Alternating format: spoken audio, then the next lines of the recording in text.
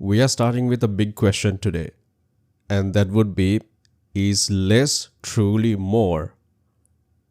It is 3 a.m., the room is dark, a blue light glow emanating from your palm. You have scrolled past 20 cat videos, 3 conspiracy theories about ancient aliens, and an ex colleague's vacation photos, all while a nagging voice in the back of your head whispering, "What was I supposed to be doing?" And it is a familiar story, isn't it? We have all been there, lost in the digital ether, constantly connected, yet increasingly feeling disconnected. This is not just about screen time anymore. This is about digital saturation.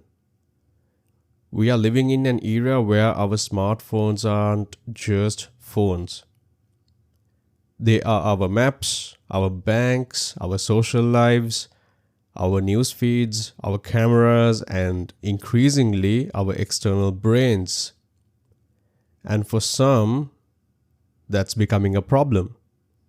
Suddenly, you're seeing articles, TikToks, and even documentaries about people, especially Gen Z and burnout prone professionals, trading in their sleek, powerful iPhones and Androids for something that looks like it belongs in a museum exhibit from 2003. Think about Nokia 3310. Think about flip phones. Think about devices whose primary function is to make and receive calls and send a very basic text message. This is not just a retro trend. It's a deliberate, almost radical choice. It is a pushback against the always on, always connected paradigm. And it begs the ultimate question: is switching to a dumb phone a form of escapism? Running away from the undeniable realities of our modern, digitally driven world? Or is it the ultimate engagement with reality, act of reclaiming attention, presence, and genuine human connection? Let's talk about it in today's episode. I am Rushan and you're listening to the Tech Files. Let's talk about that philosophical deep end for a moment. Our smartphones, as brilliant as they are also masterpieces of what I like to call the attention extraction economy.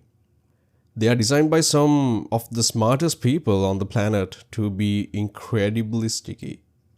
Every notification, every endless scroll, every satisfying like, comment, and a share, it is a variable reward system, not unlike a slot machine, engineered to keep us coming back, pulling the digital lever for another hit of dopamine.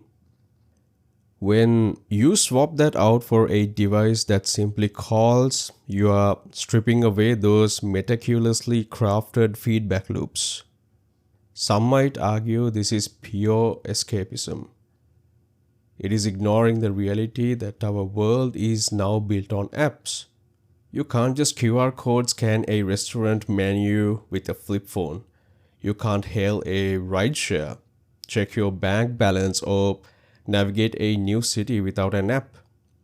Are dumb phone users simply opting out of inconvenient realities rather than engaging with them? Are they creating an artificial bubble of simplicity that does not reflect the complex demands of modern life? It is a valid point. For some, a digital detox is just that, a temporary retreat before returning to the fray, perhaps with renewed perspective but still reliant on the tech.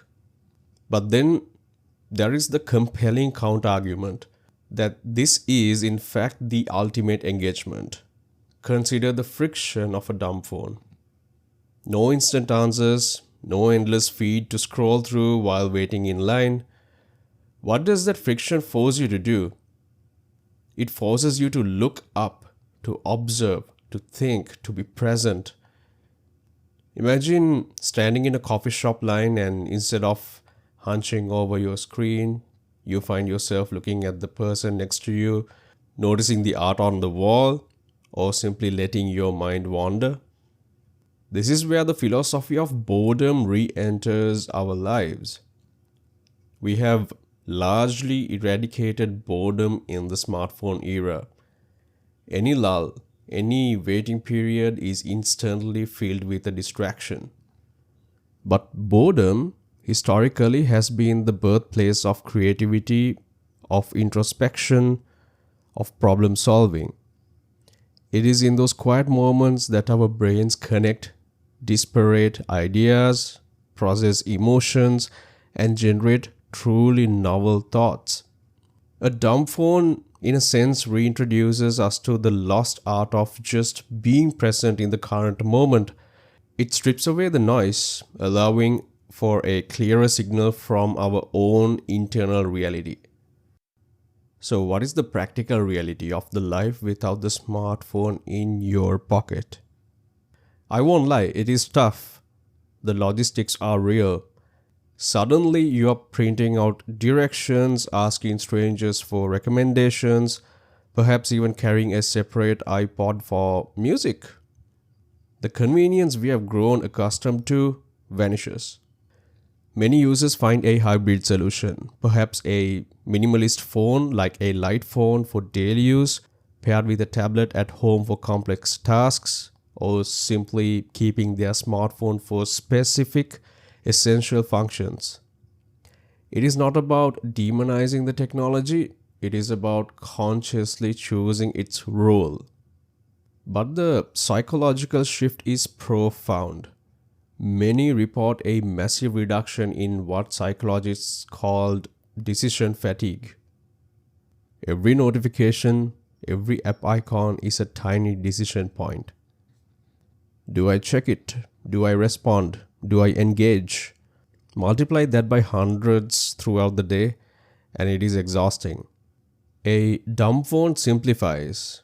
Its functions are few and its demands on your attention are minimal. It allows you to reclaim your brain power for the decisions that truly matter in your life. Because while the dumb phone experiment can be incredibly liberating, it also harbors a dangerous misconception, which is the idea that these devices are inherently safer or unhackable simply because they lack apps. This is a dangerous fallacy. In some ways, relying on older, simpler technology can expose you to different and sometimes more insidious forms of cyber attacks. Let's talk about SS7 vulnerabilities. Signaling System Number 7 or SS7 is a set of protocols that allows phone networks to exchange information. It is how calls are routed, how texts are sent, and how services like call forwarding work. Many dumb phones, especially older models, still heavily rely on 2G or 3G networks, which use these less secure SS7 protocols. Hackers can exploit SS7 vulnerabilities to intercept SMS-based two-factor authentication codes. Many of your most critical online accounts, your bank, your email, your social media, send a verification code to your phone number via text message when you try to log in from a new device. If a criminal can intercept that text, they can bypass your two-factor authentication even without ever touching your physical phone. Your dumb phone, far from being a fortress, can become a vulnerable relay for your most sensitive data. Secondly, dumb phones do not offer additional layers of defense against SIM swapping. SIM swapping is when a criminal convinces your mobile carrier to port your phone number to a new SIM card under their control. They might use social engineering, phishing, or even bribing an insider at the carrier to get the job done. Once your number is swapped, every call, every text, every two-factor authentication code goes directly to the criminal's device. And because dumb phones primarily rely on phone numbers for identity without the added biometric security layers or app-based authentication found on smartphones, you are left with very little defense. Your dumb phone becomes a powerful tool in their hands, allowing them to reset passwords, access accounts, and essentially take over your digital life. Just because you don't have a web browser on your dumb phone does not mean you're immune to malicious links. Cybercriminals know that dumb phone users might be less aware of sophisticated digital threats, or perhaps even more trusting of a simple text message. A text might come in disguised as your bank, a delivery service, or even a friend that contains a link. While you can't click it on your dumb phone, you might be instructed to visit the link on another device to verify your account. Or the message might be designed to elicit a direct response, asking for personal information via text message, which dumb phone users are accustomed to providing. This can lead to credential harvesting, identity theft, or simply tricking you into divulging sensitive information. The bottom line is, a phone, smart or dumb, is a gateway to your digital identity. The security responsibility does not disappear just because the screen size shrinks. So, what is the verdict on the dumb phone experiment? Is it escapism or boosting engagement? I believe it is both. It is an escape from the relentless demands of the attention economy and an engagement with a more present, tactile reality. But here's my final thought. The device itself is not the enemy. It is our relationship with it. A dumb phone can be an incredibly powerful tool for mental clarity, for reclaiming your focus, and for fostering deeper in-person connections. It helps you remember that you control your technology, not the other way around. However, that newfound clarity should not breed illiteracy. The threats in the online world are real, and they don't discriminate based on your phone's processing power. You still need to be vigilant. You still need to understand the vulnerabilities. You still need to lock the front door of your network, no matter how simple your device. So go ahead, experiment, disconnect to reconnect, but keep your devices smart and your life even smarter. If this episode resonated with you, I would be honored if you shared it with one more person. Visit rushenwick.com for more. Also, don't forget to check out the links in the description. Thanks for listening. Let's get to work.